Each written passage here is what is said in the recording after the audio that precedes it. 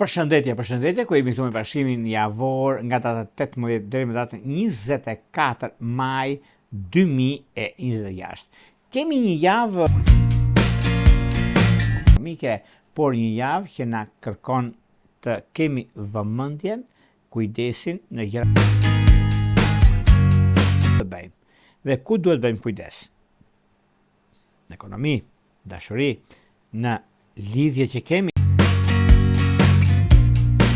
dhe 4 shtylla kryesore. Kësaj jave, çfarë na mëson dhe ku neve jemi gati të përgjigjemi kërkesave që